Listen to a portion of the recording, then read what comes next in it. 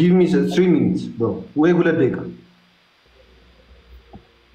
ለምን መሰለህ ኮዝ ብዙ እዚህ ጋር እኔ ላወራ ስመጣ ከታች ያለው ህዝብ የሆነ ነገር እንዲይዝ እሺ ከ34 ነው እሺ ከ36 ሄዳየቸው እኔ ሁለቴ ሰምራይዝ ነው እሺ ግን አትዋሽ ኤርሚ ከሙታን ሳቢ ስፒሪት ውጣ እሺ ቻው ወንድሜ ቢካይ እግዚአብሔር ያክብርህ አሁን ያደረከው ነገር ለሚያደምጥ ሰው ምን ያህል የበሰልክ ልጅ መሆንን ማሳያ ነው በጣም ቁጡ ልጅ ልትሆን ትችላለህ በጣም ጋጠወጥ ልትሆን ትችላለህ ከማንንም በላይ ተሳዳቢ ልትሆን ትችላለህ ለዚች ሞመንት ግን ሰዎች ሲቆሰቁስ ካንደበት የምታወጣው it's a great point ሰው ክፉ ቃል እንኳን ቢናገር ቅድም ያወራው የይሁዳ መልእክት ላይ 2 ላይ የመላእክት አለቃ ሚካኤል ሰይጣኖች እንኳን ሲጎተኩቱት ክፉ ሊናገር አልፈለገም ይላችኋል አርሶ ያን የነገራችሁን መልሳችሁ እዚህ ጋር ደግሞ አንዱ ፈተና ነው በነገር ላይ ሰዎች ሲቆሰቁሱ ካንደበት ምንድነው የምትመልሰው ራሱ ነጥብ ይያዛልና በርታ ለማለት ያለው ኖ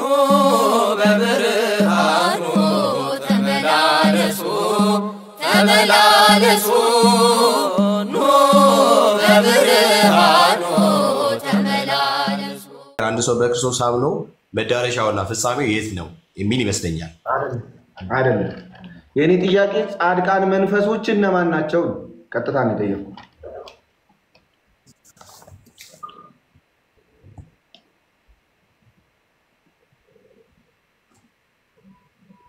አቤት ጻድቃን መንፈሶች በጌታ አምኖ የዳኑ ክርስቲያኖች አንተ ጻድቃን መንፈስ ነህ አቤት አንተ ጻድቃን መንፈስ ነህ እኔ አሁን አየ ጥያቄ ልጅ እኮ አንተ ጻድቃን መንፈስ ነህ አልከኝ አይደል አሁን የጠየቅኝ ጥያቄ እየመለስኩ አምነው የዳኑ ግን በስጋ ያሉ ናቸው ወይ ማለት እዚህ ጋር ያወራ ያለው ነገር የሰው ልጅ በክርስቶስ አምኖ ከዳነ በኋላ ቢሞት እንኳን በቀጥታ ወደ እግዚአብሔር ህልውና እንደሚገባ መዳረሻውም ወደ እግዚአብሔር መንግስት እንደሆነ በቀጥታ የሚናገረው ክፍል እንደዚህ ይላል እኔ ላስተካክለው አሁን ሌላ ቦታ ራሱ መንፈሳዊ ነገር ሲወያዩ ማሰለቸን ነገር አለ ጥያቄህን ኦፕን እንድዳርገ ጠይቀውና ያንተ መረዳት እንዴት ነው ብለህ ጠይቀው ዘን እሱ ይመልስና የተሳሳተ ከሆነ አንተ ደግሞ ታብራራለህ እሺ ተጥቅሱን አድሬስ እንዲያረግልኝ ነው አሁን እኛም በስጋ ላለ ነው የተጻፈ ነው ማለት እንጂ ለጻድቃን መንፈሶች የተጻፈ አይደለም አሁን ይደርሳቸዋል እያለ ነው ወደ መላእክት ደርሳቸዋል ወደ ብራዘር ይስማጂ ብራዘር አሁን እኮ ነው የነገርኩህ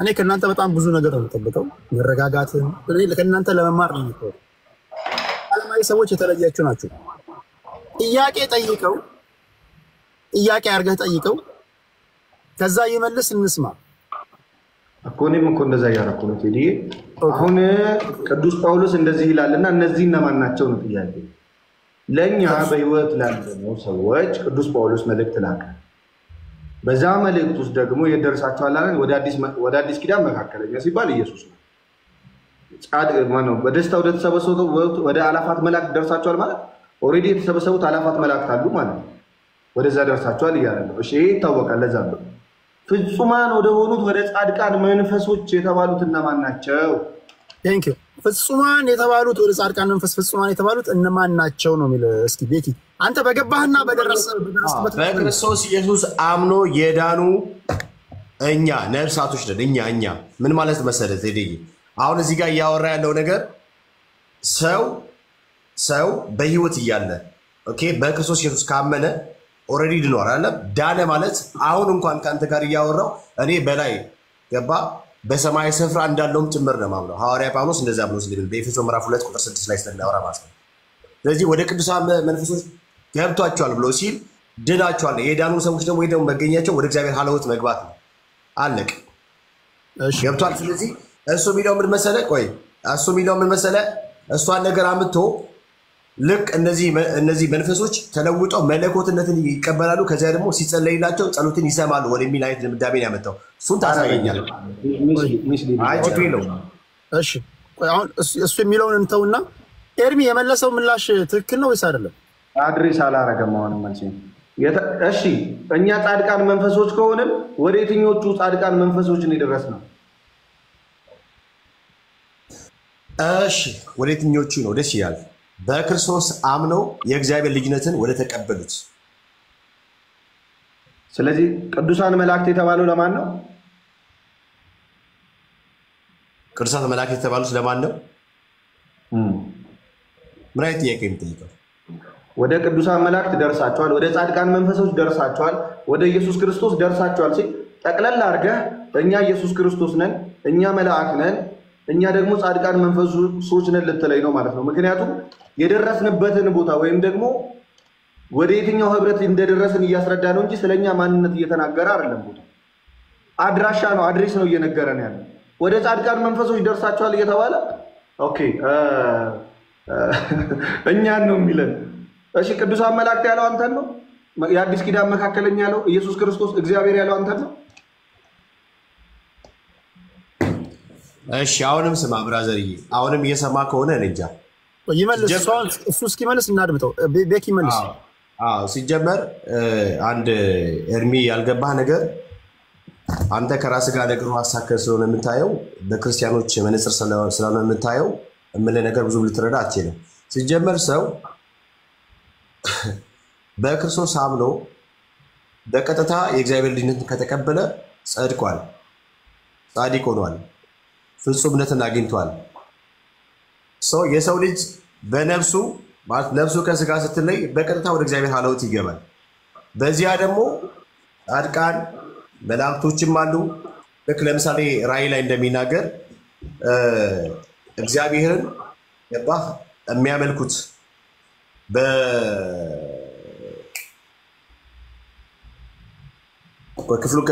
ክፍሉን ከፍቼ ላምነው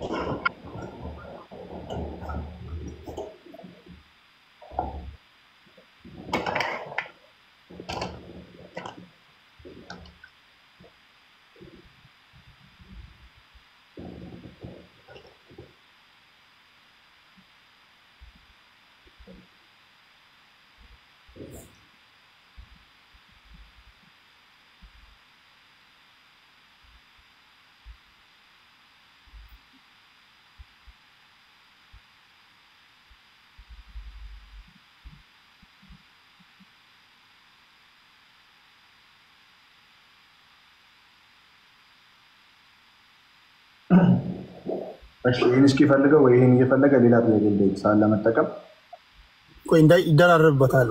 አንደኛው ሳይወጣ ሌላ እንትን ላይ ናቸው። እኔ ችግር የለም እናንተ እንትን የምትልከው ነው። ምንድነው ኤርሚ ዓላማ ምንድነው? ልታሳድረን ነው? አንደኛው እኮ አይ ሌሎች ጥያቄዎች ስላሉ ቶሎ አንድ ሁለት ሶስት ተጠይቋል። ለምን ባይዘው የተናገረ እምነቱን ማመን ይችላልና አንዳንድ ቃላቶች ምናምን የሚሉ ጥያቄዎች ስላሉ እስኪ ወደ ድለላው ደግሞ እንድንሄድ ይደራረብበታል። ቆይ አንደኛውን ተረጋግቶ ይመልስና ከዛ ወደ ሁለተኛው ደግሞ እንሄዳለን። በላይ እኮ ስለምትሉ ነው። እኛም እኮ ምዕመናን የጠፉ በጎች እኮ ፍንትው ያለ ነገር ማግኘት የተሳነን ጎበዝ።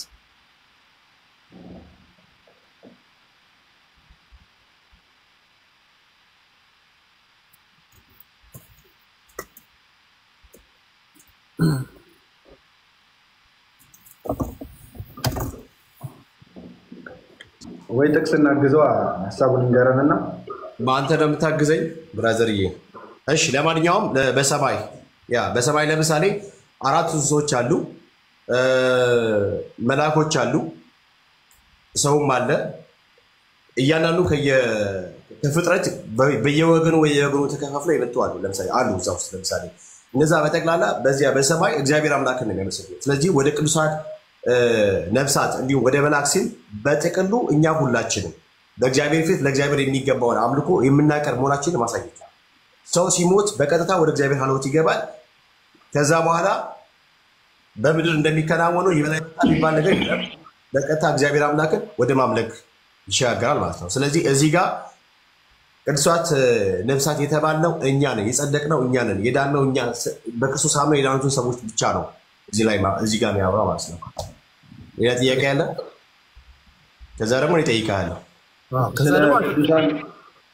ስለ ቅዱሳን ወደ ቅዱሳን መንፈሶች ደርሳቸዋል ሲል ወደ እነማን ደርሳቸዋል እያለ ነው። ወደ መላእክት ደርሳቸዋል አለ። መላእክት ያው መላእክት ናቸው። ወደ እግዚአብሔር ደርሳቸዋል አለ። ወደ ጻድቃን መንፈሶች አለወድ ደርሳቸዋል። ወደ እግዚአብሔር አለወድ ደርሳቸዋል። ወደ ጻድቃን መንፈሶች ሲል ማንን ነው አድሬስ እያደረገ ያለው ነው? ብራዘርዬ ከተመለስ ድምጽ ይቆራርጣል። ቤካ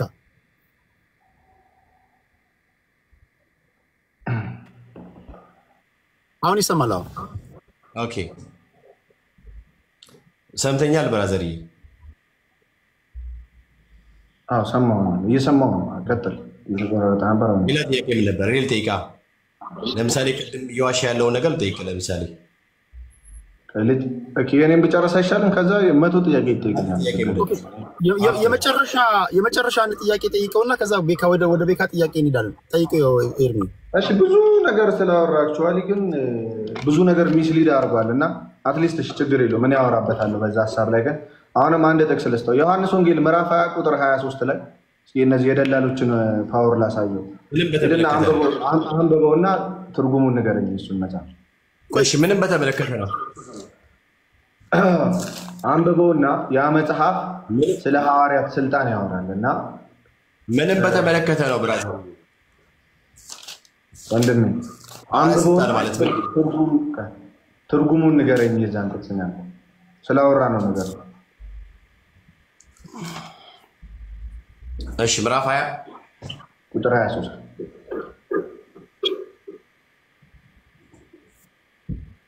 እሺ ቁጥር 23 እሺ አውዱ የሚጀምረው ከ19 ነው። በዚያኑ ዕለት በሳምንቱ የመጀመሪያ ቀን በምሽት ደቀ መዛሙርቱ አይሁድን በመፍራት በሮችን ቆልፈው ተሰብስበው ሳለ ኢየሱስ መጣና በመካከላቸው ቆመ። ሰላም ለእናንተ ይሁን አላቸው። ብሎም እጆቹንና ጎኑን አሳያቸው። ደቀ መዛሙርቱም ጌታን ባዩ ጊዜ እጅግ ደስ አላቸው። ኢየሱስም እንደገና ሰላም ለእናንተ ይሁን፣ አብ እኔ እንደላከኝ እኔ እናንተን እልካቸዋለሁ አላቸው። ይህን ካለ በኋላ እፍ አለባቸውና እንዲህም አላቸው፣ መንፈስ ቅዱስን ተቀበሉ። ከዚያ ደግሞ ቁጥር 3 የሰዎችን ኃጢአት ይቅር ብትሉ ኃጢአታቸው ይቅር ይባላቸዋል፣ ኃጢአታቸውን ይቅር ባትሉ ግን ይቅር አይባልም ይላል። እሺ ምን ማለት ነው? ምን ነበር ጥያቄ አንተ እዚህ ላይ? የሰዎችን ኃጢአት ይቅር ብትሉ ይቅር ይባልላቸዋል፣ የሰዎችን ኃጢአት ብትይዙባቸው ይያዝባቸዋል አለ። ስለዚህ ሰዎች የሰውን ኃጢአት ይቅር ማለትና መያዝ ይችላሉ ወይ ነው? ሰዎች የሰውን ሲጀመር ክፍሉ የሚናገረው ስለ ስልጣን ስለተቀበሉ ስለ ሐዋርያቱ ነው አይደል? ስለ በጎ ሐዋርያት ነው የሚያወራው ክፍሉ። በመቀጠል ደግሞ የተላኩት ወንጌል ይሰሩ ዘንድ የተላኩት ስለ ሐዋርያቱ ነው የሚናገረው። ሐዋርያቱ ይቅር ስላሉ ይቅር የማይባሉ በሐዋርያቱ ዘንድ ድነትን የሚቀበሉ እንዳሉ አይደለም ክፍሉ የሚናገረው። አንተ በአንተ እሳቤ ይቅር ስለመባባል ከሆነ የስ አንድ ሰው ይቅር መባባል አለበት። ይቅር መባባል አንዱ ብራዘሪ እኔም ፊት ምንድነው እንትን ልበል እንዴ? ይቅርታ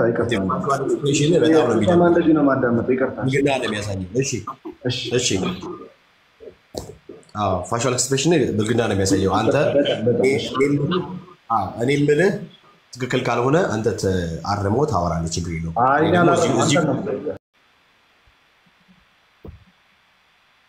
እሺ መልስ ቤካ።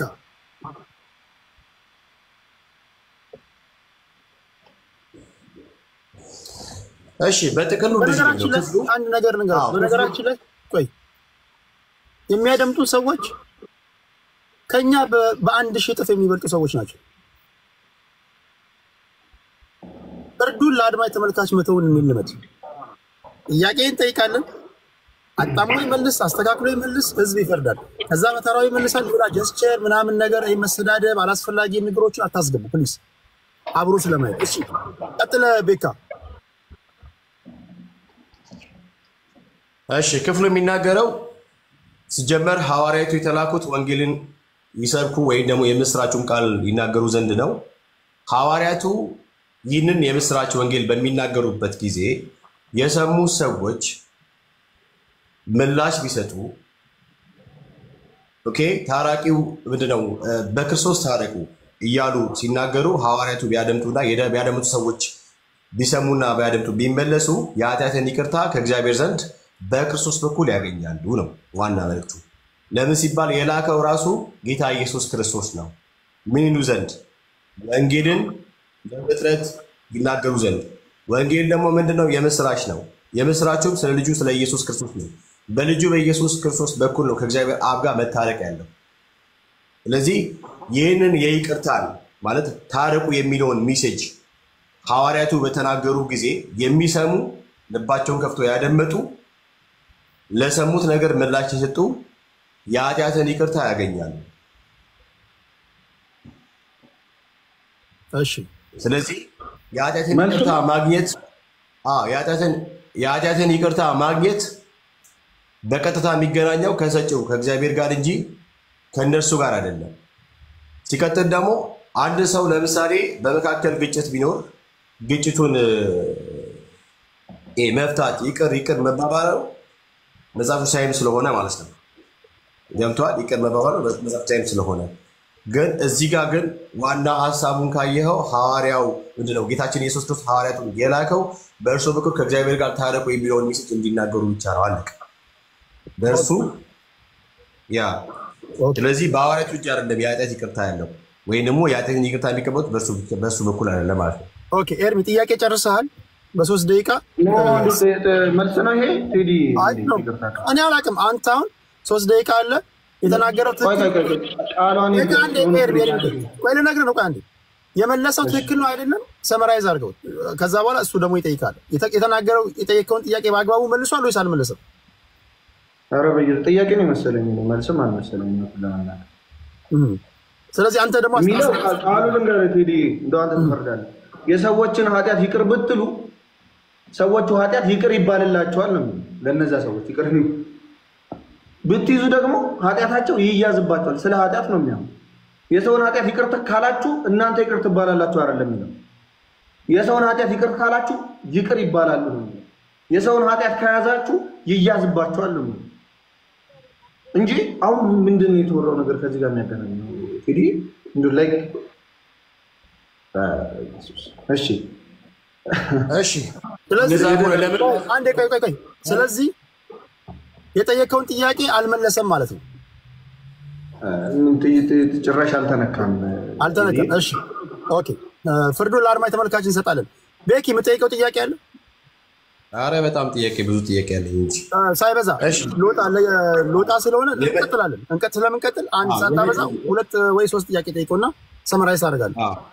እሺ የመጀመሪያው ጥያቄ ቀደም ወደ መላእክት በመጸለይ ከመላእክት ዘንድ ፕሮቴክሽን በቀጥታ ከነሱ ይገኛል ሲል ሰምቻለሁና እስቲ ከመጽሐፍ ቅዱስ ከአዲስ ኪዳን ወደ መላእክት ጸልዩ ከዚያ ከነሱን ደግሞ ሪትን ትቀበላላችሁ የሚል መጽሐፍ ቅዱስ ማስረጃ ሳይንስ ይቅርታ ወደ መላእክት ጸልዩ ምን? ከአዲስ ኪዳን ጸሎትን ወደ መላእክት አድርሱ የሚል ከመጽሐፍ ቅዱስ ሳይንስ ጸሎትን ወደ መላእክት ቃል በቃል ነው በቃላ እሺ አዳምጠኛው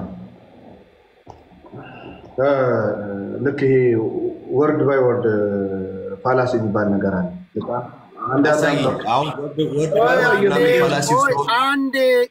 ሌላ ቦታ እኒህ ዘሶኮል ሰባኪዎች የሚያደርጉት መበጣበጥ ማየት አልፈልግም። ጠየከው ይመልስ። ለአድማጭ ተመልካች እንተዋለን። አሳየኝ ብለዋል። በገባውና በደረሰበት ልክ ይመልስ። እናድምጥ። ቀጥል ኤርሚ።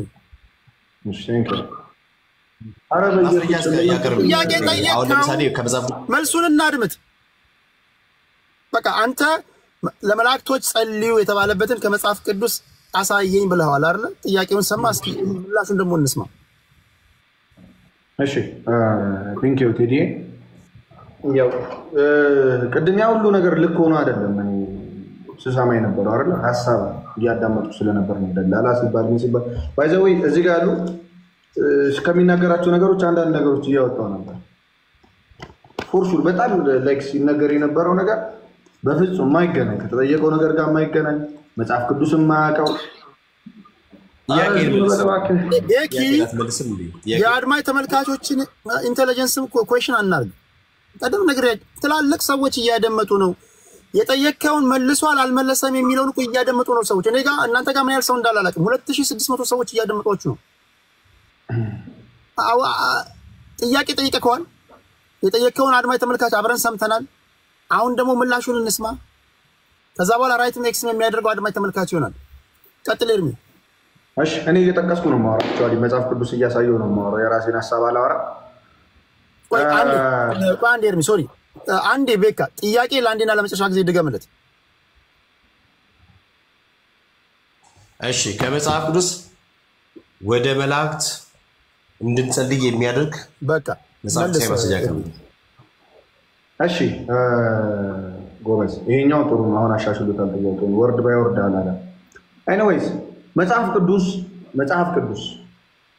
ቅዱስ ሙሉ መጽሐፍ ነው። ለቤተ ክርስቲያን የተሰጠ መጽሐፍ ነው። ቆሮንቶስ ለምሳሌ ወደ ቆሮንቶስ ቤተክርስቲያን የተላከ መጽሐፍ ነው እና ይሄ ወርድ ባይ ወርድ ነገሮችን አንድ ሰው አንብቦ ወርድ ባይ ወርድ ነገሮችን እንትን የሚልበት አይደለም።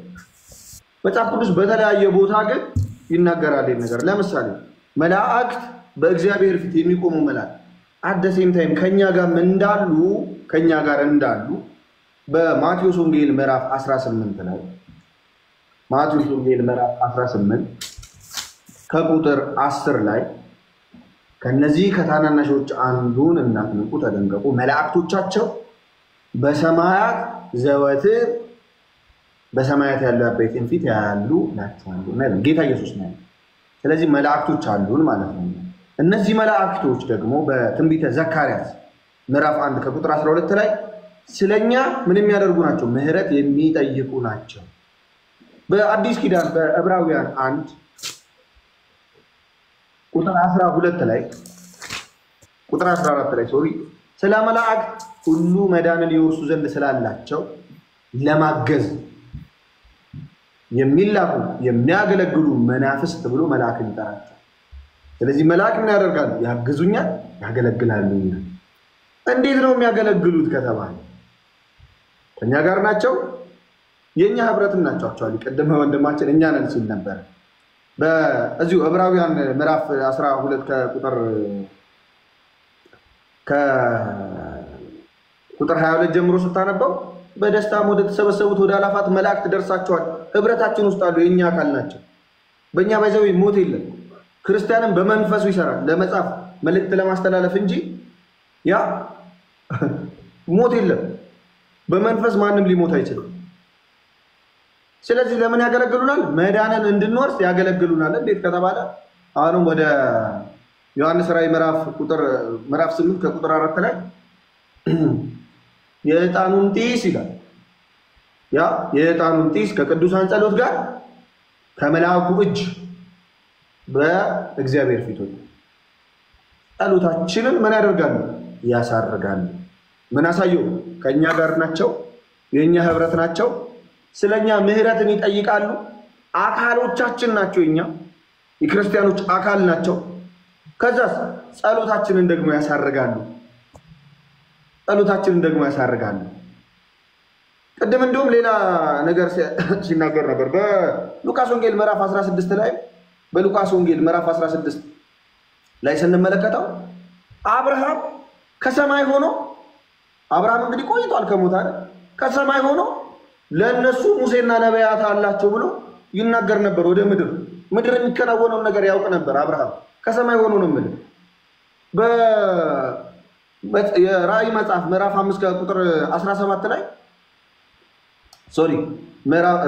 ምዕራፍ 5 ከቁጥር 13 ላይ በሰማይና በምድር ከምድርም በታች በባህር ያለ ፍጥረት ሁሉ በእነርሱም ውስጥ ያለው ሁሉ በረከትና ክብር ምስጋናም ኃይልም ከዘላለም እስከ ዘላለም በዙፋኑ ላይ ለተቀመጠው ለበጉ ይሁን ሲሉ ሰማው ይላል። ማን? በስጋ ያለው ቅዱስ ዮሐንስ። ቅዱስ ዮሐንስ ምን አይነት ጸሎት ሰማ? በሰማይ በምድር ከምድር በታች በውሃ ውስጥ ያለው ምስጋና ለእግዚአብሔር የሚቀርበውን ምስጋና ሰማ። ኦኬ ቅድም እንደነገርኩ ምልጃ በአንደኛ ጢሞቴዎስ ምዕራፍ 2 ከቁጥር 1 ጀምሮ ስታነበው ለእግዚአብሔር ደስ የሚያሰኝ ነው።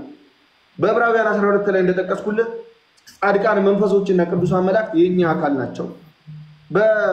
በማቴዎስ ወንጌል 18 ላይ እንደጠቀስኩልህ መላእክቶች በእግዚአብሔር ፊት ያሉ መላእኮች የኛ መላእኮች ናቸው፣ ከኛ ጋር አሉ። በራእይ ምዕራፍ 8 ከቁጥር 4 ላይ እንደጠቀስኩልህ ደግሞ ጸሎታችንን ያሳርጋሉ። ስለዚህ የኛን አካሎች የመጠየቅ መብት አለን። በመጽሐፍ ቅዱስ ተጠቅሷል። ትምህርቱ አለ። ስላሴ የሚለው ቃል እንደሌለ ሁሉ ትምህርቱ ግን እንዳለ ልክ እንደዛው ተቀምጧል። የቤኪን ጥያቄ ሰምታችኋል። ኤርሚያስ በአግባቡ መልሷል አልመለሰም፣ ፍርዱን ለእናንተ። መጨረሻ ላይ ቤኪ ሰመራይዝ ያደርጋል። ሌላ ጥያቄ አለ ቤኪ? አረ በጣም አለኝ ቴታዬ። እሺ ለማንኛውም ጥያቄን እንዳልመለሰ ይታወቅልኝ። ያው ይታወቃል። በቀጥታ ወደ መልአክ እንድንጸልይ የሚል የመጽሐፍ ማስረጃ አቅርብልኝ ያልኩት ዝም ብሎ ነው ያወራው። እሺ ሌላኛው ጥያቄ ደግሞ ለምሳሌ ቅድም አንደኛ ቆሮንቶስ ምዕራፍ 12 ላይ ስለ አንድ አካል እና ብዙ ብልቶች ስታነሳ ነበርና ያ ማለት በህይወት የሌሉት ጻድቃን ወይም ደግሞ ቅዱሳን አሁንም ድረስ ከኛ ጋር ህብረት ያደርጋሉ ብላልና እንግዲህ ወደ መለኮትነት ተለውጦ እንደሆነ አናውቅም ማለት ነው። ጥያቄ ነው። ሐዋርያ ጳውሎስ ለቆሮንቶስ እየጠየቀ ነው። ስማ ተረጋጋ። ሐዋርያ ጳውሎስ የቆሮንቶስ መልእክት ሲጽፍ የጻፈው በህይወት ላሉት ነው ወይንስ ለሞቱትም ነፍሳቶች ጭምር ነው? ሚት አድርግና አዳምጥ። በቀጥታ መልስ ነው። ህፃን ልጅ እሱን ልጅህን ቤት ስታስጠናው እንደዛ ትለዋለህ። እኔ መልስ ነው መልስልህ። ኤርሚ መልስለት። ጥያቄው አንተ በገባህና በደረስክበት ልክ መልስ። ሐዋርያው ጳውሎስ ምንድን ያልከው? ሐዋርያው ጳውሎስ ሐዋርያ ጳውሎስ አንደኛ ቆሮንቶስ ምዕራፍ 12 ላይ ያለው ሐሳብ መልእክቱን ሲጽፍ መልእክቱን የላከላቸው በህይወት ላሉት ነው ወይንስ በህይወት ለሌሉትም ጭምር ነው? የሐዋርያው ጳውሎስ መልእክት በህይወት ላሉት ነው ወይስ በህይወት ለሌሉትም ጭምር? ቆሮንቶስ ላይ ያለው ነው። ቆሮንቶስ ላይ ያለው ሐዋርያው ጳውሎስ የጻፈው ኦኬ ገብቷል። እሺ መልስ። ሚት አድርግና ሰማኝ። እሺ ዲስትራክት እንዳታረግ። እሺ ሐዋርያው ቅዱስ ጳውሎስ መልእክቱን የላከው በህይወት ላሉ ሰዎች እርዳታ የሚፈልጉት በህይወት ያሉ ሰዎች ስለሆኑ፣ ነገር ግን ጥያቄው በህይወት ላሉ ሰዎች ነው። በእኛ ህብረት ውስጥ ግን ራሱ ጳውሎስ በዕብራውያን መልእክቱ ላይ ምዕራፍ 12 ላይ ጻድቃን መንፈሶችና ቅዱሳን መላእክት አንድ ጋይስ እናንተን አስተማሪ ሆናችሁ ጥያቄዎቻችሁን ለተማሪዎቻችሁ ሰጥታችሁ እያንዳንዱ ተማሪ ጋር ሄዳችሁ ትከራከራላችሁ ወይስ መጨረሻ ላይ ኤክስ እና ራይት አድርጋችሁ ነው ፈተና ውጤቱን የምትሰጡት? ጀስት ላይክ ዛት። እንደዛ እኮ ማለት እኮ ነው። ጥያቄውን ሰምቷል፣ የሚመልሰውን ደግሞ እንስማ። ከዛ አንተ ደግሞ ሰመራይዝ ታደርጋለህ። ዛት ሴት ባኬንድ ፎርዛ አድርግ። ጥያቄው ገብቷል ብዬ አስባለሁ። ኤርሚ ጨርስ። ገብቶኛል። ጥያቄው በህይወት ላሉ ነው ለሌሉ ነው ጥያቄ። እኔ ግን ሀሳቡ ሚስሊድ እንዳይደረግ እኔ በፈለኩት መንገድ ነው አይደል መልስ እንጂ እውነት ሐሰት ምናምን ብሎ ነገር የለም። ለጥያቄውም እንደዚህ መልስልኝ የሚባል ነገር የለም። አንተ ካንተ አስተምሮ አንፃር እሱ የጠየቀህን ጥያቄ እንዴት እንደተረዳው ንገር። እሺ ቴዲ፣ እዚህ ከታች ያሉት ሰዎች ቴዲ እንደሚለው በጣም ባይዘው እዚህ ጋር የሚያዩ በጣም ትልልቅ ሰዎች አሉ። እኔ በጣም ህፃን ነኝ ከነሱ እዚህ ከታች ካሉት አንተ። ስለዚህ እኔ እዚህ ጋር ቁጭ ማለቴና ድሉን ማግኘቴ ነው እንጂ በጣም ከኔ በላይ 100 እጥፍ ሊያብራሩ የሚችሉ ሰዎች ይኖራሉ። ስለዚህ መልስ እናዳም። ወይ ቅዱስ ጳውሎስ መልእክቱን የላከው ወደ ቆሮንቶስ ቤተክርስቲያን ይላል። ቆሮንቶስ ቤተክርስቲያን ውስጥ ደግሞ መልእክት ሲላክ መልእክት የሚላከው በህይወት ላለ ሰው ነው። በህይወት ላለ ሰው ግን ምን ለሚያክሰው ምንም እንኳን በስጋ ከነሱ ጋር ባይኖር በመንፈስ ከነርሱ ጋር እንዳለ። ለምሳሌ ቆሮንቶሶች ምንም እንኳን በስጋ ባይኖር በመንፈስ ከነሱ ጋር እንዳለ ያውቃሉ። እንዴት ካልከኝ ለምሳሌ በአንደኛ ቆሮንቶስ መልእክት ምዕራፍ 5 በአንደኛ ቆሮንቶስ ምዕራፍ 5 ከቁጥር 3 ላይ ቅዱስ ጳውሎስ ራሱ ለቆሮንቶስ ቤተክርስቲያን ማለት ነው እኔ ምንም እንኳን በስጋ ከእናንተ ጋር ባልሆን በመንፈስ ከእናንተ ጋር ነኝ። ስለ መንፈስ አብሮነት ስለ መንፈሳዊ ህብረት ለሚያውቁ ሰዎች ነው የተላከው ማለት ነው።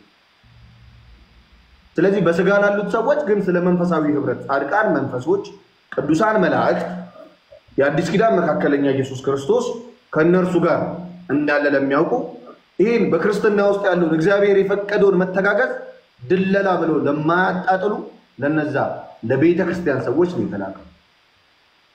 መልሶ ይሄ ነው። ኦኬ ቴንክ ዩ ኤርሚ። የመጨረሻ ጥያቄ ተሰማራይ አድርገህ ሌላ ጊዜ ደግሞ ቀጠሮ ይዘን እንለያያለን። እሺ የመጨረሻ አጠር ያለ ጥያቄ። እሺ እንግዲያውስ ታምናለህ መቼስ ወደ ጻድቃን ሰማዕታት ብለህ በራሳችሁ ከፍላችሁ የምታያቸው ሰዎች ብቻ አሉ። ወደ ሞቱ ሰዎች መጸለይ መጽሐፍ ቅዱሳዊ ነው? አዎ ካልክ ወደ ሞቱ ሰዎች እንድንጸልይ የሚፈቅድ ማስረጃ አቅርብ። ወደ ሞቱ ሰዎች ስትል በስጋ ነው? አዎ ነፍሳቸው ከስጋ ወደ ተለየች አሁን በእግዚአብሔር ሀለወት ወዳሉት ወደ እነሱ እንድንጸልይ መጽሐፍ ቅዱሳዊ ነው መሆነ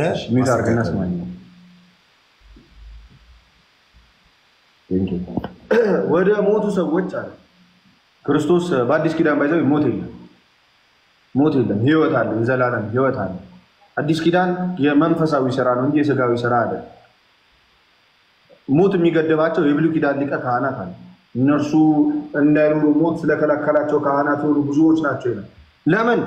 የሚያርዱት በግ ነበረ ወይም ደግሞ የሚሰውት እንስሳ ነበረ። ለምልጃ ምን ያስፈልጋል? ደም ማፍሰስ አለባቸው ሁልጊዜ የብሉይ ኪዳን ካህናት። በዕብራውያን 7 ላይ ይህንን ይናገራል። ስለ ጌታ ስለ ኢየሱስ ክርስቶስ መስዋዕትነት ሲናገር እነርሱ እንዳይኖሩ ሞት ስለከለከላቸው ምን ካህናት የሆኑ ብዙሃን ናቸው። ስለዚህ እነዚያ የብሉይ ኪዳን ካህናት ምን የሚያደርጉ ናቸው? ደም የሚያፈሱ ናቸው። በአዲስ ኪዳን ግን ሞት የሚባል ነገር የለም ሲጀምር፣ የዘላለም ህይወት ግን አለ። ለዛ ነው ቅዱስ ጳውሎስ መንፈሳዊ ስራ ነው። ለምሳሌ በአንደኛ ቆሮንቶስ ምዕራፍ 5 ቁጥር 3 ላይ እኔ ምንም እንኳን በስጋ ከእናንተ ጋር ባልሆን በስጋ እያለ ነው በመንፈስ ከእናንተ ጋር ነኝ አላቸው። በምን? በመንፈስ። እዚህ ቆላስይስ 3:5 ላይ ይሄንኑ ቃል ደግሟል። እንግዲህ በምድር ያሉትን ብልቶቻችሁን ግደሉ። ቆላስይስ ቲንክ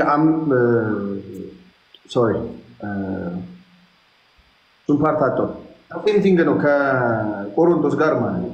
በስጋ ከእናንተ ጋር ባልሆን በመንፈስ ከእናንተ ጋር ናቸው ከእናንተ ጋር ነው የሚለው። እንግዲያውስ ክርስትና ምን አይደለም? የስጋ ስራ አይደለም። 4:3 ነው አይደለም። ችግር የለም ሴም ቲንግ ስለሆነ ማለት ነው። ስለዚህ ምን ማለት ነው? አንደኛ በስጋ ከኛ ጋር ባይሆኑ በመንፈስ ከኛ ጋር ናቸው። እኛ ህብረት ውስጥ እንዳሉ ቀደም እኮ አሳይቻለሁ። ጻድቃን መንፈሶች ከኛ ጋር ህብረት ናቸው።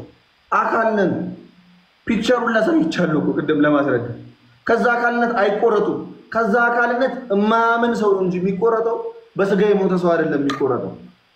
ስለዚህ ያ አካል ሁልጊዜ የሚተጋገዛል። ለምሳሌ በቅድም እንደነገርኳችሁ በዮሐንስ ራዕይ ምዕራፍ 5 ቁጥር 13 ላይ እንግዲህ እኔ እናንተ የምናወራው ወይ ደውዬ ካልነገርኩ ወይ ፊት ለፊት ካልነገርኩ ልትሰማኝ አትችልም አንተ። ቅዱስ ዮሐንስ ግን በሰማይ ያለውን በምድር ያለውን ከምድር በታች ያለውን ያንን ነገር ይሰማ ነበር። ሌላው በዕብራውያን ላይ እነዚህ ጻድቃን መንፈሶች ከእናንተ ጋር አሉ፣ መላእክት ከእናንተ ጋር አሉ ተብለን አይ በስጋ ሞቷል እኮ። እንደዚህ አይነት ትምህርት የለም ክርስትና ነው። ስለዚህ በስጋ መሞት እሺ በስጋ መሞት ከክርስቲያኖች ጋር ያለንን ህብረት አያቋረጥብንም ኔትወርክ ነው ሰመራይዝ ሊሆን ይችላል ሰመራይዝ ላርግ ኦኬ ቴንክ ዩ ኤርሚ ለምላሹ ስለዚህ ቤካ ሰምተሃል ሰመራይዝ አርግ በቀረው ደቂቃና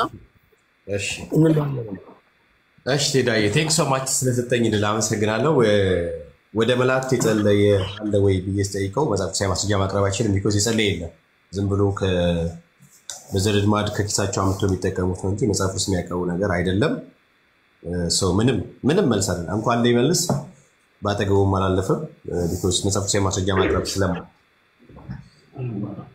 ሌላኛው ደግሞ ለምሳሌ በጣም የሚያስቀው ነገር ሐዋርያ ጳውሎስ ራሱ በህይወት እያለ የተናገረውን ነገር ከሞተም በኋላ ያ ነገር ላይክ አሁንም በመንፈስ ከነሱ ጋር እንዳለ አድርጎ ለማሳየት ሞከረ እንጂ አባቶች ማያውቁት ክርስቲያኖች ማያውቁት ከክርስቲያን ውጪ ያሉ አዛቦች የሚቀበሉት የሙታን ሳቢን ስፒሪት የሚቀበሉ ሰዎች የሚያምኑት አይነት እምነት ነው ባይ ዘ ዌይ እና እሱ ነው ሶ አንደኛ ቆሮንቶስ ምዕራፍ 12 ላይ ያለው ሐሳብ በቀጥታ የሚናገረው አገልግሎቱን ኮላቦሬት አድርጎ ስለማገልገል ነው ማለት ብልቶች ብሎ ሲል እያንዳንዱ ለምሳሌ ከቁጥር 4 ጀምሮ እንኳን ብታነብ ጌታችን ኢየሱስ ምንድነው መንፈስ ቅዱስ እንዴት ልዩ ልዩ ጸጋ እንደሰጣቸው ገባ የሚሰራው ደግሞ ሁሉም በሁሉ የሚሰራው ደግሞ እግዚአብሔር አምላክ እንደሆነ ስላሴን የምታይበት ነው ባይ ዘ ዌይ ክፍል ላይና ሶ እዚህ ክፍል ላይ በጥቅሉ የሚያወራው እንዴት ኮላቦሬት አድርገው ማገልገል እንደሚችሉ ኮላቦሬት አድርጎ ሲያገለግሉ ደግሞ እያንዳንዱ ብልት የማያስፈልግ አንድ ብልት የማይጠቅም አንድ ብልት እንደሌለ ሁሉም ግን በተሰጣቸው ያገልግሎት ዘርፍ እንደሚያገለግሉ ነው የሚናገረው እንጂ የሞቱት ነፍሳት በህይወት የሌሉት ስጋቸው ነፍሳቸው ከስጋቸው የተለዩ እነሱ አሁንም ድረስ በምድር የሚደረገውን ነገር በሚደረገው በእያንዳንዱ ነገር ላይ ተሳትፎ ማድረግ እንደሚችሉ አድርጎ ሲያወራ ይሰማልና ቀደም ራሱ እታችንን እኛ ወደ ቅዱሳን ምናምን እንጸልየው ከነዛ ውስጥ አንድም ትንሿን ብልት ብትሆን አታስፈልግም ብሎ ስለምናስብ ነው ስለዚህ እያንዳንዷ ብልት በራሷ ጥቅም አላትና የሞቱት ነፍሳቶችን ቢሆኑ በጸሎታችን ያግዙናል ብሎ ሲል ሰማው እሱ የሙታን ሳቢ ስፒሪት ነው የሚሰራው ልክ ሳሙኤል እንደደረሰበት ብድነው ሳውል እንደደረሰበት አይነት ነገር ማለት ነው ሳሙኤል ከሞተ በኋላ የሙታን ሳቢ ስፒሪት ጠሪዋን ሴፊ ወጣቶ ልክ እንደዛ አምጥቶ እንዳደረገው ይሄ የሙታን ሳቢ ስፒሪት ይባላልና which is ያነሳው ሐሳብ በጥቅሉ ከምንም ጋር የሚገናኝ አይደለም መጽሐፍ ቅዱስም በመጽሐፍ ውስጥ የማያውቀው አይነት እንትን አሰበው ሌላ ነገር ደግሞ የያዕቆብ ምዕራፍ 5ን ጠቀሰና በአጸደ ሥጋ ምንድነው በህይወት የሉት እንኳን ከኛ ጋር አብረው ጸሎት እንደሚሰሙና ጸሎት እንደሚያደምጡ ከዚያ ደግሞ እንደሚያግዙ ወደ እነሱ መጸለይ እንዳለብን ምናም ብሎ ሲያወራ ነበር ቅድም ራሱና ፈጽሞ ስለዚህ ጉዳይ የሚያወራ አይደለም በየጻፉት አረ የረብሽ ከነው ብራዘር አይ ውሸት አታወራ እኔ ስላልኩማ ማውራት ኦኬ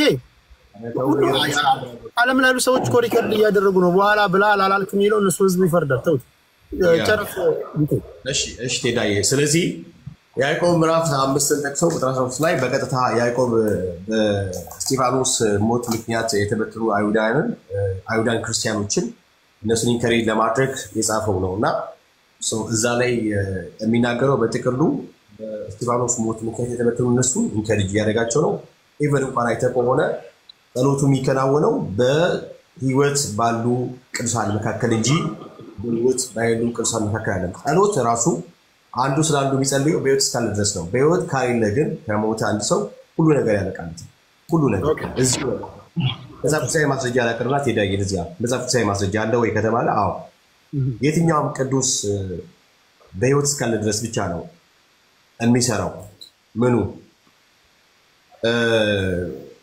አብሮ እርስ በርስ መጸለይ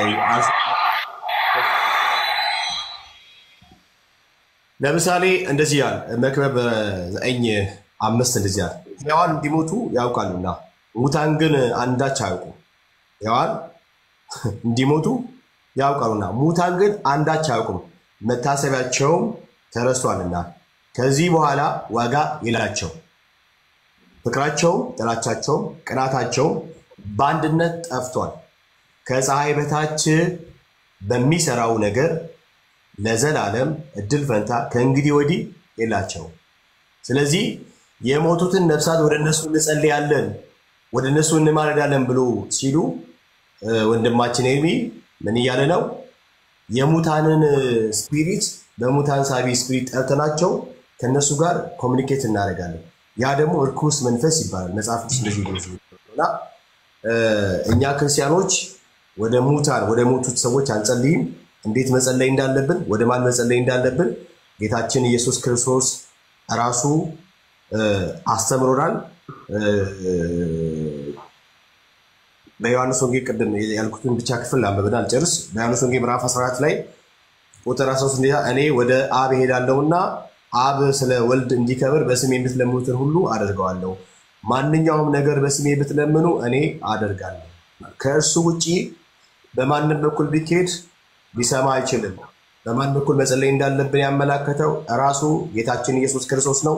ጸሎት መጸለይ ቢፈልግ አንዳች ነገር ቢያስፈልገኝ በቀጥታ ጌታችን ኢየሱስ ክርስቶስን እርሱን ነው አክሰስ ማድረገው። ቢኮዝ እኔ በክርስቶስ ልጅ ሆንኩኝ፣ የእግዚአብሔር ልጅነትን የተቀበልኩ የእርሱ ቤተሰብ ስለሆንኩኝ።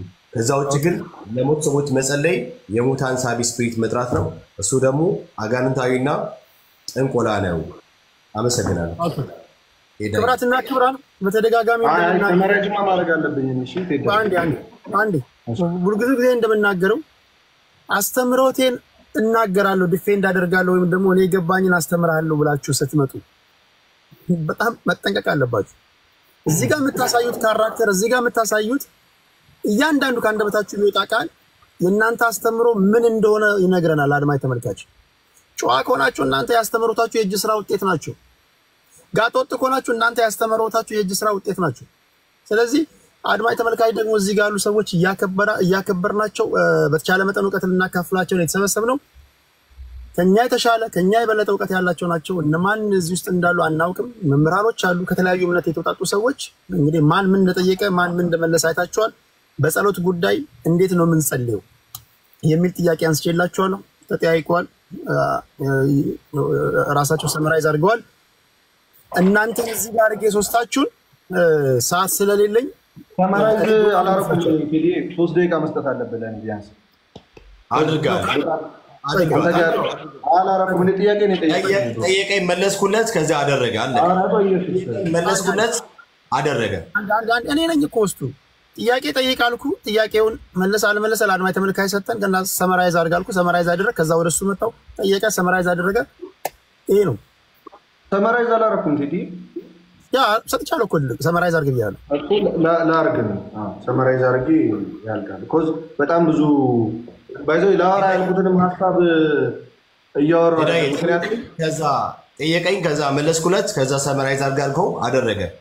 ቆይ ደግሞ ኢትስ ኦኬ እኔ ወጣሁ ማለት እኮ እናንተ ትወጣላችሁ ማለት አይደለም። እኔ ስወጣ ሀሚታ አለች፣ አንተ ጋር ቆይ አንድ ጊዜ ይቀርታል። ሀሚታ አለች። ቆይ ሀሚታ ጋር እሷ ልክ እኔ እንደማደርገው ሰመራይዝ ያድርግ ኤርሚ፣ ከዛ ይጠያየቁ፣ ይቀጥሉ። እኔ ከውጭ ሆኜ ላድምጣችሁ መሄድ ስላለብኝ ነው። ጊቭ ሚ 3 ሚኒትስ ብሮ ወይ 2 ደቂቃ። ለምን መሰለህ? ኮዝ ብዙ እዚህ ጋር እኔ ላወራ ስመጣ ከታች ያለው ህዝብ የሆነ ነገር እንዲይዝ። እሺ ከ34 ነው። እሺ ከ36 ሄዳየቸው እኔ ሁለቴ ሰመራይዝ ነው ስለማለት። እሺ ግን አትዋሽ ኤርሚ፣ ከሙታን ሳቢ ስፒሪት ውጣ። እሺ ቻው ወንድሜ፣ ቢካይ እግዚአብሔር ያክብርህ።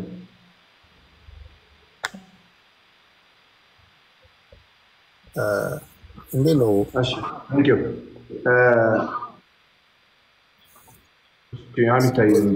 አሁን ያደረከው ነገር አሁን ያደረከው ነገር ለሚያደምጥ ሰው ምን ያህል የበሰልክ ልጅ መሆንን ማሳያ ነው። በጣም ቁጡ ልጅ ልትሆን ትችላለህ። በጣም ጋጠወጥ ልትሆን ትችላለህ። ከማንም በላይ ተሳዳቢ ልትሆን ትችላለህ። ለዚች ሞመንት ግን ሰዎች ሲቆሰቁስ ካንደበትህ የምታወጣው ግሬት ፖይንት። ሰው ክፉ ቃል እንኳን ቢናገር ቅድም ያወራው የይሁዳ መልእክት ላይ 2 ላይ የመላእክት አለቃ ሚካኤል ሰይጣኖች እንኳን ሲጎተኩቱት ክፉ ሊናገር አልፈለገም ይላቸዋል አይደል? ሰው ያን የነገራችሁን መልሳችሁ እዚህ ጋር ደግሞ አንዱ ፈተና ነው። በነገር ላይ ሰዎች ሲቆሰቁሱ ካንደበት ምንድነው የምትመልሰው ራሱ ነጥብ ይያዛልና በርታ ለማለት ያለው። እሺ ቀጥል 2 ደቂቃ ልስጥ። እሺ ቅድም የሙታን ብሎ ነበር ወንድማችን። እሺ አክቹአሊ ልናገር ያሰብኩትን ትቼ እሱ ያበላሽውን ማስተካከል ነው ሰራይ። ምክንያቱም እሱ የሚዘራው ነገር እዚህ ጋር አንድ ጥቅስ ለቆ ያው በቀደም ነገር ያለው 2 አይነት አስተሳሰብ አለ፣ ክርስትናና ምንፍቅና ነው ይባላል። ክርስትና የሚባለው ሙሉ የእግዚአብሔርን ቃል መቀበል ሲሆን ምንፍቅና የሚባለው ደግሞ አንዱን ሐሳብ ተቀበለ ሌላውን ሐሳብ የእግዚአብሔርን ሐሳብ በሚጥል መንገድ አንደኛው ሌላኛውን ሐሳብ ማንሳት፣ የክርስቶስን የራሱን የእግዚአብሔርን ሐሳብ በሌላኛው ሐሳብ ላይ ጠላት ማድረግ ማለት ነው። እኛ ክርስቲያኖች ግን ያንን አንቀበለም። ሙታን አይሰሙም፣ ሙታን ሊሰሙ አይችሉም። ሙታን የተባሉት ግን እነማን ናቸው? እግዚአብሔርን አምላካቸው ያላደረጉ። ለምሳሌ እንዲህ ይላል በማርቆስ ወንጌል ቶሎ ለፍታን። እሺ ማርቆስ ወንጌል ምዕራፍ 12 ከቁጥር 24 ላይ ኢየሱስ መልሶ እንዲህ አላቸው፣ መጽሐፍትና የእግዚአብሔርን ቃል አታውቁምና ስለዚህ የምትስቱ አይደለምን? ከሙታን ሲነሱ በሰማያት እንዳሉ መላእክት ይሆናሉ እንጂ አያገቡም አይጋቡም። ስለ ሙታን ግን እንዲነሱ እግዚአብሔር እኔ የአብርሃም አምላክ የይስሐቅ አምላክ የያዕቆብም አምላክ ነኝ እንዳለው ሙሴ በሙሴ መጽሐፍ በቁጥቋጦ ዘንድ የተጻፈውን አላነበባችሁምን? የሕያዋን አምላክ ነው እንጂ የሙታን አይደለም። እንግዲህ እጅግ ትስታላችሁ ይላቸዋል። ስለዚህ እግዚአብሔር የሙታን አምላክ አይደለም ነው። ሙታን ተብሎ የሚናገረው እዛ ጋር ነፍሳቸውን ስለሚገሉ ስለሚሞቱ ነው እንጂ በስጋ ስለሚለዩት አይደለም። ሁለተኛ ፖይንቴ ምንም አያውቁም ለተባለው ለምሳሌ በሉቃስ ወንጌል ምዕራፍ 16 ከቁጥር 19 ጀምሮ ቀይ ልብስና ቀጭን ተልባ እግር የለበሰ አንድ ባለጠጋ ሰው ነበረ። ዕለት ዕለትም እየተመቸው በደስታ ይኖር ነበረ። አልዓዛርም የሚባል አንድ ድሃ በቁስል ተወርሶ በደጁ ተኝቶ ነበረ። ከባለጠጋው ጋር ማዕድ ከሚወድቀው ፍርፋሪ ሊጠግብ ይመኝ ነበር። ውሾች እንኳን መጥተው ቁስሎችን ይልሱ ነበር። ድሃው ሞተ፣ መላእክትም ወደ አብርሃም እቅፍ ወሰዱት። ድሃው ሲሞት ወዴት ተወሰደ? ወደ አብርሃም እቅፍ። ባለጠጋው ደግሞ ሞተና ተቀበረ። በሲኦልም በስቃይ ሳለ አሻቅቦ አብርሃምን በሩቁ አየ። ማንን አየ? አብርሃምን። ከዛስ አልዓዛርንም በእቅፉ። እርሱም እየጮኸ አብርሃም አባት ሆይ ማረኝ፣ በዚህ ነበልባል እሰቃያለሁና የጣቱን ጫፍ በውሃ ነክሮ መላሴን እንዲያበርድልኝ አልዓዛርን ስደድልኝ አለ። አብርሃም ግን ልጄ አንተ በሕይወት ሳለህ መልካም እንደተቀበልክ አስብ። አየው፣ በሕይወት ሳለህ መልካም እንደተቀበል አብርሃም ያውቃል። አስብ። ያ አልዓዛር እንዲሁ ክፉ፣ አንተ ግን አሁን ግን እርሱ በዚህ ይጽናናል፣ አንተም ትሰቃያለህ አለው። አንተም ትሰቃያለህ። ከዚህም ሁሉ ጋር ከዚህ ወደ እናንተ ሊያልፉ የሚፈልጉ እንዳይችሉ ወዲያ ያሉ ደግሞ ወደ እኛ እንዳይሻገሩ በእኛና በእናንተ ዘንድ መካከል ታላቅ ገደል ተደርጓል አለ። እርሱም እንኪያስ አባት ሆይ አለ አብርሃምን፣ ወደ አባቴ ቤት እንድትሰደው እለምንሃለሁ፣ 5 ወንድሞች አሉኝና እነርሱ ደግሞ ወደዚህ ስቃይ ስፍራ እንዳይመጡ ይመስክርላቸው አለ። አብርሃም ግን ምን ይላል? አብርሃም ሙሴና ነቢያት አሏቸው እነርሱን ይስሙ ይላል። አየው፣ ሙሴ በምድር ላይ እንዳለ አብርሃም ሰማይ ሆኖ ያውቃል። ስለዚህ በአዲስ ኪዳን ደግሞ ነገርኳቸው። አንዴ የመጨረሻ ጥቅስ ልጥቀስ፣ በቃ ይሄኛውን እንዳሉ ስለሚታወቅ አላረዝምም። በቃ አላረዝምም። አይ ጥቅሱን ብቻ ጠቅሼ ይላል። ደላላ ስለተባለው ነገር ለምሳሌ ቅድም የነገርኳችሁ ነው። ስለ ድለላ እንዴ ላሳያችሁ። ከእናንተ ሰው ሲታመም ይላል በያዕቆብ መልእክት ምዕራፍ 5 ከቁጥር 14 ላይ ሰው ሲታመም ወደ ቤተክርስቲያን ሽማግሌ ሄዶ ይጸልይለትና ከዛ እኔ ኃጢአቱን ይቅር እለዋለሁ ይላል ጌታ ኢየሱስ እግዚአብሔር በቅዱስ ያዕቆብ በኩል ማለት ነው።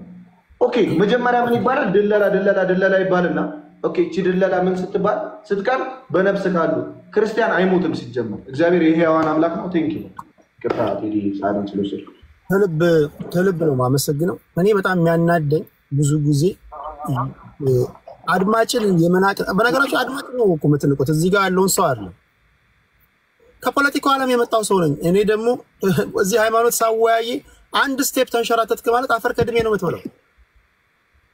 ጨዋነትህ ሊያሳየን ይገባል። እዚህ ሃይማኖተኛ ነኝ ብለሃል። ድርጊትህ፣ አለባበስህ፣ አነጋገርህ፣ ስነ ስርዓትህ ሊነግረን ይገባል። ካልሆነ ምንድነው እዚህ ምን አይተን ነው የምንመጣው? ቢያንስ ለዚች ሞመንት እንዴት ሰው በጣም ስነ ስርዓት አይኖረውም? ቢያንስ ብታወሩት የእግዚአብሔር ቃል እኮ ነው።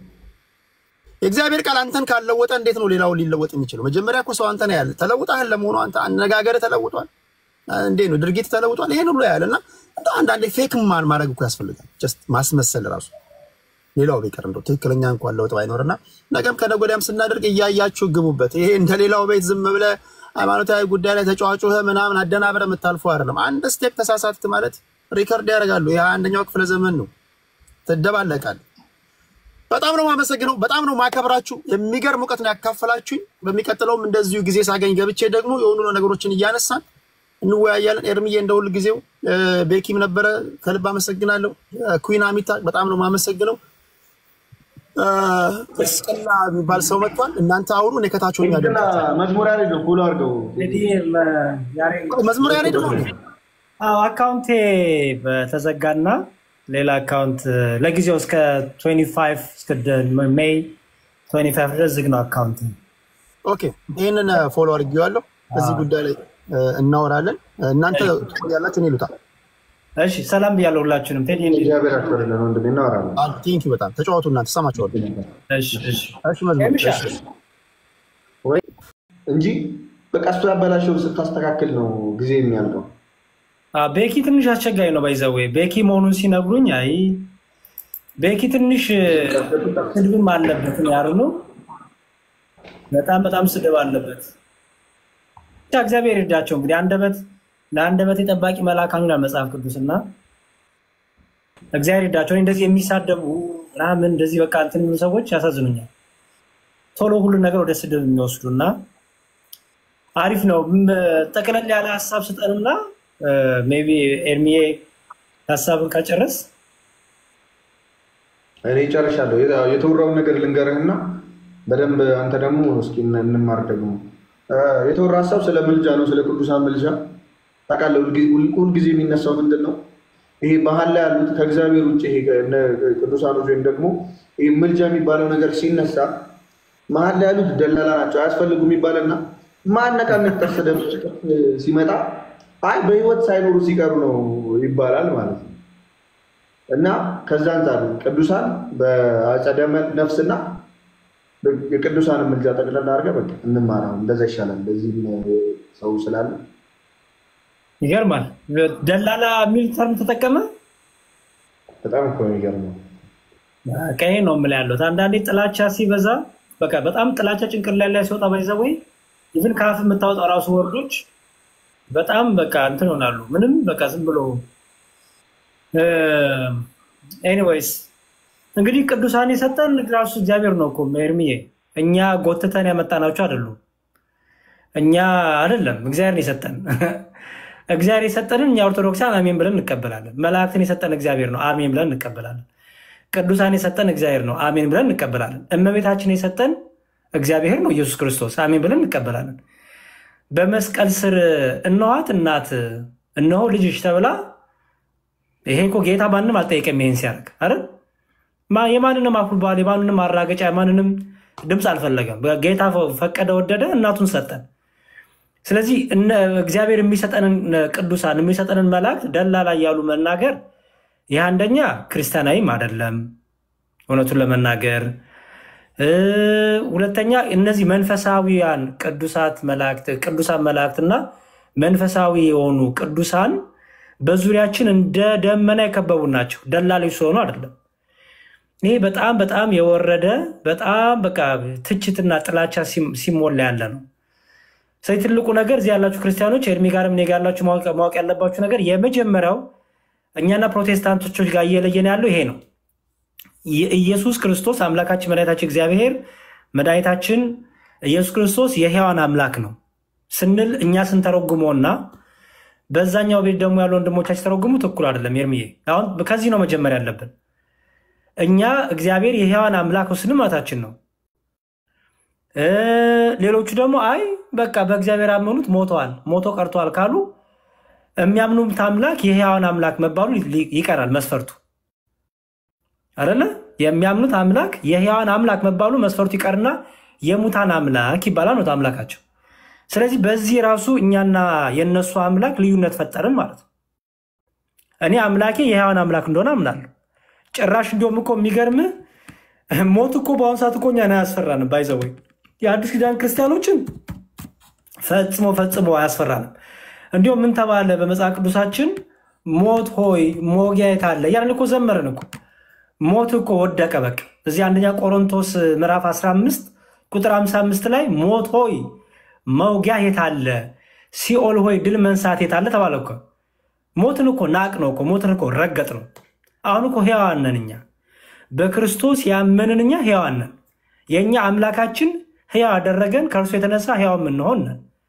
እንግዲህ ከሞትኩ በኋላ አላቅም እንዲሁ በቃ እዛው ቀራለሁ እንዲሁም በክርስቶስ ያመኑ ቅዱሳን እነ ጳውሎስ እነ ማቴዎስ እነ ዮሐንስ በቃ ሞቶ ቀርቷል ጨጥ ብሏል የሚል ካለ አምላኩ የሙታን አምላክ ነው። የሚያመልከው የሙታን አምላክ ነው። አምላካችን እግዚአብሔር ኢየሱስ ክርስቶስ ደግሞ የነ ጳውሎስ አምላክ ነው፣ የነ ማቴዎስ አምላክ ነው፣ የነ ዮሐንስ አምላክ ነው፣ የነ ሉቃስ አምላክ ነው። እርሱ የህይወት ግንድ ህይወት የሚሰጥ ከግንዱ የተነሳ ቅርንጫፎቹ ህይወት እኮ ያገኛሉ አይደል ኤርሚ? ከግንዱ የተነሳ ቅርንጫፎች ህይወት ያገኛሉ። ከግንዱ የተገነጠለ እኮ ነው ህይወት የማያገኘው። ከግንዱ የተቆረጠ ነው ህይወት የሚያገኘው። ጳውሎስ ነው ከግንዱ የተቆረጠው፣ ማቴዎስ ነው ከግንዱ የተላቀቀው፣ ድንግል ማርያም ናት፣ ዮሐንስ ነው። እነዚህ ሁሉ እኮ በክብር ያሉ ግንዱ ላይ ያሉ ናቸው። ከግንዱ የተነሳ ህያዋን ናቸው። ሞት በእነሱ ላይ ስልጣን የለውም። ይህ የስጋ ሞትማ የስጋ ሞት ነው። ሁለተኛው ሞት በእነሱ ላይ ስልጣን የለውም። ስለዚህ የእነሱና የኛ አምላክ ኤርሚዬ ከእኔ ከፕሮቴስታንቶች ጋር መጀመሪያ ማውራት ያለብን የሕያዋን አምላክና የሙታን አምላክ ልዩነቱ ምንድን ነው የሚለው ነው። ስለ ቅዱሳን ከማውጋታችን በፊት እስቲ የአንተ አምላክ የሕያው አምላክ ነው ወይስ የሙታን ብለን ቼክ ማድረግ አለብን። የሕያው አምላክ ነው ካለ ኦኬ፣ የሕያው አምላክ ነው ካለ በክርስቶስ አምነው ያንቀላፉ ሁሉ ሕያዋን ናቸው ብሎ መስከር አለበት። እንዲሁ መሞት ከሆነ መስፈርቱ ግን ደግሞ መሞት አይደለም መስፈርቱ። ምክንያቱም የእግዚአብሔር ጸጋ እንዲበዛ መንፈስ ቅዱስ ከነሱ ጋር እንዲሰራ በስጋ መኖሩ እንደ መስፈርቱ ኤርሚዬ አይደለም እኮ። እንደዛ ቢሆንማ ኖሮ ኢየሱስ ክርስቶስ እኔ እስከ ዓለም ፍጻሜ ከእናንተ ጋር ነኝ ባላለ ነበር አይደል? ሐዋርያቱን በስጋ ከሉም። አሁን ጌታ ግን ምን አለ? እኔ እስከ ዓለም ፍጻሜ ከእናንተ ጋር ነኝ። እኛ ቅዱሳን ያውቃሉ በጸሎታቸው ያግዙናል ብንል ከራሳቸው የተነሳ ሳይሆን ከምን የተነሳ ነው? ከጸጋ እግዚአብሔር የተነሳ ኢየሱስ ክርስቶስ ከነሱ ጋር ስላለ ያ ህይወት የሚሰጥ በባህሪው ህያው የሆነ ህያውነትን ጸጋ ይሰጠን እርሱ ኢየሱስ ክርስቶስ ከነሱ ጋር ነው። ስለዚህ አምላካችን ላይ ልዩነት አለን ማለት ነው። አምላካችን ልዩነት አለን። ስለዚህ ከጴንጤዎቹ ጋር ስናገር አይገስ መናገር ያለ መጀመሪያ የሕያዋን አምላክ ወይስ የሙታን አምላክ? የሙታን አምላክ ካለ አጨብጭበን ተስማምተን እኛም የሕያው አምላካችንን ይዘን እንቀጥላለን። መሞት መስፈርት ከሆነ መላእክት አይሞቱም አይደል ኤርሚ? መላእክት ጋር ሲደርሳ ምን ወገቤን ሊባል ነው? መሞት መስፈርት ከሆነ መላእክት አይሞቱም። ባይዘው ወይ አንድ ጥቅስ እስቲ ልስጥ ኤርሚ እና ታነብልናለህ። እዚህ የሐዋርያ ካነሳችሁት አላቅ የሐዋርያ ሥራ ምዕራፍ 16 ላይ ቁጥር 9 ላይ ስታንብብልኝ ኤርሚ ምን ይላል? እሺ የሐዋርያ ሥራ ምዕራፍ 16 ቁጥር 9 ራእይም ለጳውሎስ በሌሊት ታየው። አንድ የመቅዶንያ ሰው ወደ መቅዶንያ ተሻገርና እርዳን እያለ ቆሞ ሲለምነው ነበረ። እሺ በቃ ኤርሚ አሁን እዚህ ጋር እየተለመነ ያለው ማን ነው? ቅዱስ ጳውሎስ። እሺ ሰውየው እግዚአብሔር መለመን አቅቶት ነው? ሲጀመር የሚገርም እኮ ጳውሎስ እኮ አጠገቡ የለም። ይሄ ሰውዬ ራእይም ጳውሎስ ያለበት ሀገር ሌላ። ይህን ርዕስ አንስታችሁታል ኤርሚዬ? ኧረ እኔ እሱ ያበላሸውን ሳስተካክል ነው ያልኩት። ምንም የራሱ ነገር አሁን ይኸውልህ ራእይም ለጳውሎስ በሌሊት ታየው ይልና ራእይ ማለት ጸጋ እግዚአብሔር መንፈስ ቅዱስ ሰራ የሚለው መንፈስ ቅዱስ ገለጠለት ማለት ነው። ምን የሚል የመቄዶንያ ሰው ወደ መቄዶንያ ተሻገርና እርዳን እያለ ቆሞ የለምነው ነበር። ኦኬ ጳውሎስ ሌላ ሀገር ነው የነበረው ኤርሚዬ። ይሄ ሰውዬ ጳውሎስ አጠገብ አልነበረም። ጳውሎስ እንደይሰማ አሁን በስጋ መኖር ከሆነ መስፈርቱ ጳውሎስ እኮ እዛ ሰው አጠገብ የለም አለ እንዴ? የለም እኮ። ስጋ ደግሞ አንድ ቦታ የሚቀመጥ ነው አይደለ? ውስን ነው። ግን ጳውሎስ ሌላ ሀገር ሆኖ ይሄ ሰው ደግሞ ሌላ ሀገር ሆኖ ጳውሎስን እርዳን እርዳን እያለ ሲጮህ ጳውሎስ ይሰማዋል። አሁን ቅዱሳን እንዲሰሙ መስፈርቱ በስጋ መሆን ነው አይደለም። አየው መስፈርቱ ጸጋ እግዚአብሔር ከገለጠላቸው መንፈስ ቅዱስ ከገለጠላቸው የትም ቦታ ሳይሄዱ መንፈስ ቅዱስ በረዳ ይገልጥላቸዋል። በዛ ላይ በኢየሱስ ክርስቶስ ያለችው ቤተክርስቲያንና በሩጫቸውን የጨረሱና ሩጫቸውን ያልጨረሱ በክርስቶስ ተጋጥመን ያለ ነው አይደል? ባለፈው የሚገርም ነገር አንድ የፕሮቴስታንት ወንድም ስሙን አልጠራም እኛና መላእክት የኛና ቅዱሳን ለመገናኘት ቴክኖሎጂ ያስፈልጋል አለ። ለምሳሌ እኛና አንተ በቲክቶክ ተገናኘን ይላል። ታዲያ እኔ ምን ብዬ ነው ቅዱስ ጳውሎስን የማገኘው? ምን ብዬ ነው መላእክት ማግኘት ቴክኖሎጂ ከሌለ አለ። በጣም የሚያሳዝን መንፈሳዊ ዓለም እንዴት አልገባቸውም? መንፈሳዊ ዓለም ያ ጸጋ እግዚአብሔር እንዴት ሰው አይገባው? በቃ ኦርቶዶክስ መቃወም ብቻ ስለሚፈልጉ ምንም ሴንስ የማይሰጥ ነገር አርጊው ያደርጋሉ። ቴክኖሎጂ ትላለ ምንድነው? ብሉቱዝ ነው የምትፈልገው? ዋይፋይ ነው የምትፈልገው? ፋይበር እንትን ነው የምትፈልገው? ምንድነው የምትፈልገው? እንዴት ቴክኖሎጂ ትላለ? ሩጫቸውን ከጨረሱ ከሰማያን ቅዱሳን ጋር በምድር ያሉት ሩጫቸውን እያደረጉ ያሉት በቴክኖሎጂ ነው የሚገናኙት? በሳተላይት ነው? በናሳ ምርምር ነው? አየህ መንፈሳውን ዓለም አለመረዳት ይሄ ነው። የሕያውን አምላክ እና የሙታን አምላክ ልዩነቱ እዚህ ጋር ነው። የሕያውን አምላክ የሚሰራ ሰሪ ነው። ከእርሱ የተነሳ ሁሉ ሕያው ናቸው በእርሱ ያመኑ። የሙታን አምላክ ደግሞ ጉለት አለበት። ኦኬ ምንም ማድረግ አይችልም። ወይ የሆነ እርዳታ ይፈልጋል፣ ወይ ቴክኖሎጂ ይፈልጋል፣ ወይ የሆነ ነገር አይሆንም ይልሃል። እንዴት ይቻላል ይልሃል። ቅዱሳኑ ይጸልያሉ፣ እንዴት ይቻላል? ሞተዋል እኮ። ቅዱሳኑ ይጸልያሉ፣ እንዴት ይቻላል? ቴክኖሎጂ አለ እንደሚያገናኘን ይልሃል። መንፈሳውን ዓለም አለመረዳት፣ ጸጋ እግዚአብሔርን አለመረዳት፣ የሕያውን አምላክ የሚለውን ትርጉም አለመረዳት የሚያመጣው ችግር ነው። እዚህ ዮሐንስ ራእይ እንዲህ የሚል ቃል አለ። ታነብልናል። ዮሐንስ ራእይ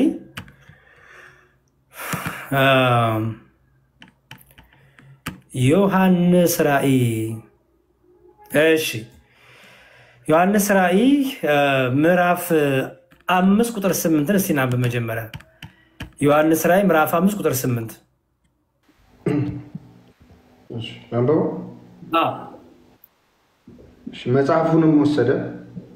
መጽሐፉንም በወሰደ ጊዜ 4 እንስሶችና 24 ሽማግሌዎች በፊቱ ወደቁ። እያንዳንዳቸውን በበጉ ፊት ወደቁ። እያንዳንዳቸውን በገናንና የቅዱሳንን ጸሎት የሆነ ዕጣን የሞላበት የወርቅ ዕቃ ያዙ። እሺ አሁን አስተውል። የቅዱሳን ጸሎት በሰማይ ምን ይሰራል? ስለራሳቸው ነው የሚጸልዩት? እነዚህ እኮ ኦልሬዲ በሰማይ ያሉ ናቸው እኮ በክብር ያሉ ናቸው። ድል አድርገው በስጋ ሳሉ ሩጫቸውን ጨርሰው ድል አድርገው ይመጡ ናቸው። ስለማን ነው የሚጸልዩት? በሰማይ ጸሎት አለ ማለት ነው አይደል? በሰማይ ምስጋና ብቻ አይደለም ጸሎትም አለ፣ ልመና አለ። ኦኬ በሰማይ ምስጋና ጸሎት ያለው ቅዱሳኑ ሕያው ካልሆኑ እንዴት ይጸልያሉ? ሕያው ካልሆኑ፣ አዋቂ ካልሆኑ፣ ተናጋሪ ካልሆኑ እንዴት ይጸልያሉ? አየህ በሰማይ ጸሎት አለ ማለት ነው። ከፕሮቴስታንቱ ጋር መጀመሪያ የሕያዋን አምላክ ነው የሙታን አምላክ ነው ከተናገርን በኋላ ቀጥሎ መነጋገር ያለብን በሰማይ ጸሎት አለ ወይስ የለም? በሰማይ ጸሎት አለ ወይስ የለም? ጸሎት አለ ከተባለ የምን አይነት ጸሎት ነው ያለው? ስለራሳቸው መቼም አጸልዩ። ምን ብሎ ይጸልዩ? በክብር ከጌታቸው ጋር ኃጢአታችን ይቅር በለን ብሎ ይጸልዩ ነው ኤርሚ? አይደል? የሙታን አምላክ ስታመልክ አምላክ የሙታን አምላክ ሲሆን በቃ ይሄን ሁሉ ዝግት አድርገህ በቃ ሞተዋል ነው ትላለህ። እሺ እንቀጥል። ደግሞ ሌላም ራእይ 8 ላይ ራእይ 8 ከ3 እስከ 4 ደግሞ አንብበልኝ።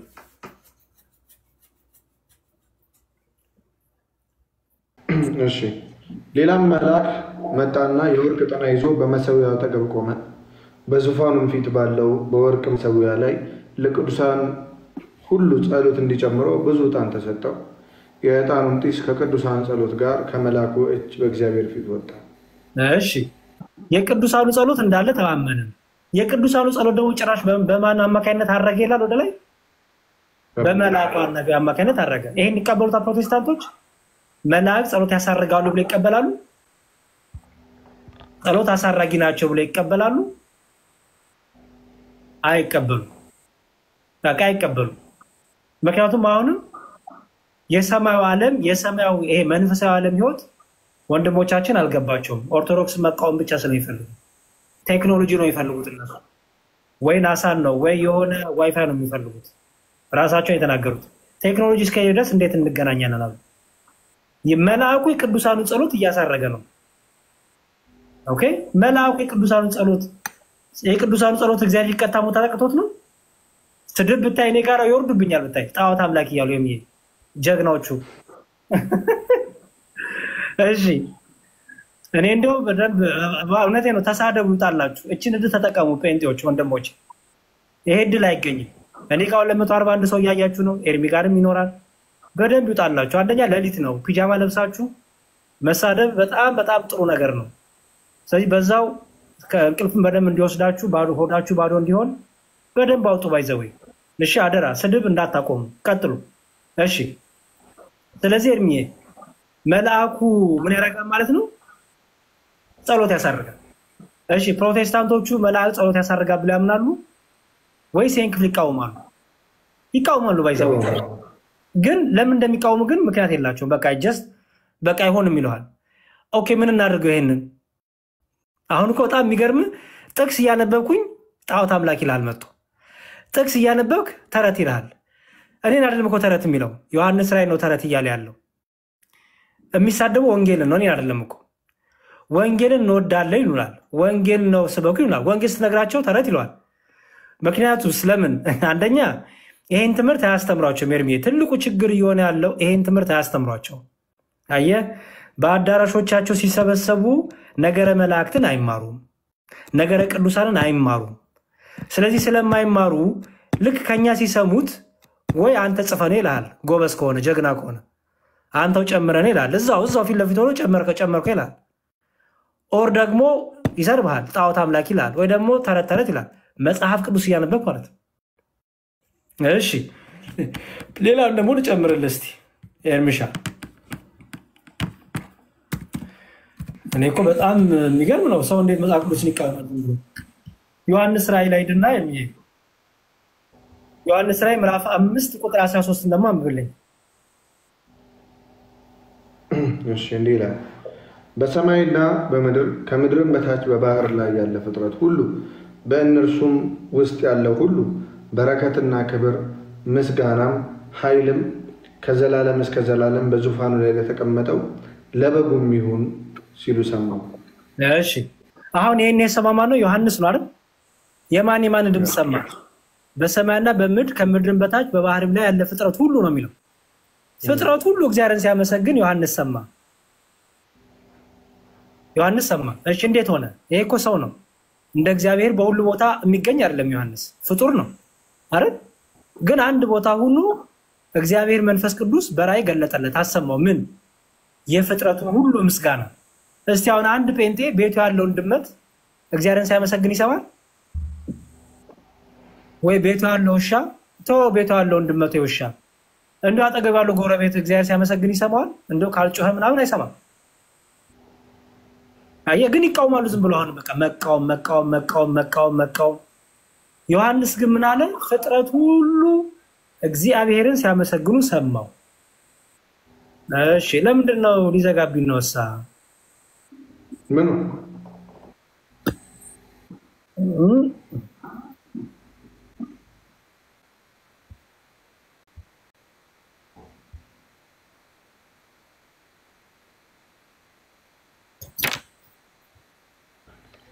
ዮሐንስ ራእይ ሊትራሊ መውሰድ እጅግ መሳት ነው እያለ እሺ ምን አማራጭ ሰጠኝ? ከሊትራል ውጭ ከሊትራል ውጭ ምን እንውሰደው ብላችሁ አማራጭ ሰጡ። ኤ ሊትራል፣ ቢ ሌላስ ምን ሰጡ? ምን እንውሰደው? እሺ አሁን መቃወም ሳይሆን እስቲ ኤ እና ቢ ምርጫ ይስጡ። ሊትራል ተናግረዋል። ኦኬ ሌላ ምን ሰጡ? ምን እንውሰደው አሉ። እስቲ ቀልድ አድርገን እንውሰደው? ሹፈት አድርገን እንውሰደው? ምን እንውሰደው? እስቲ አልገባኝም እንዴ። አሁን መቃወም ብቻ ሳይሆን ምን ሰጡ በአማራጭ? ጸሎቱ አረገ የሚለውን አላረገም ብለን ልንቀበለው ማለት ነው ሲተረጎም። ምን ሰጡ? አሁን ሊትራል ያለው ሰውዬ ወይ ሴትዮታችን ምን አማራጭ ሰጡ? በሊትራል ቦታ ወፍ የለም እስካሁን ምንም የለም። ኮመንት ነው የሰጡ። በቃ መቃወም ይባላል የሰጡ። ሌላ አማራጭ አይሰጡም። ያው ምርጫ ሰጠን። ይህን በመጀመሪያ ወጡ በመጽሐፍት ያለን ትንቢት ሁሉ ማንም ለገዛ ራሱ ሊተረጎም አልፈቀደም። ይሄን ማለት ለሉተር ነገር እንጂ እኛ እኮ ለሉተር ነው በገዛ ፈቃዱ ሊትራል ያልወስዶም ብሎ እሺ ተርጉሞ በገዛ ፈቃዱ አረ ወንድሜ እኔን በቃ ይሄ ነው ምን ያለው ታየው መቃወም እንጂ ኢቭን ከተቃወሙ በኋላ እንኳን አማራጭ መልስ አይሰጡም። ይቃወማል ግን አማራጭ መልስ አይሰጡም። በጣም እኮ የሚገርም ነው። ባይዘው ሉተር ኤርሚዬ ሉተር ብዙ መጽሐፍቶችን አይወድም። ይሄን ዮሐንስ ራእይ ባይዘው የእግዚአብሔር መንፈስ የለበትም። የእግዚአብሔር መንፈስ አያውቀውም። መንፈሴ አልተመቸውም።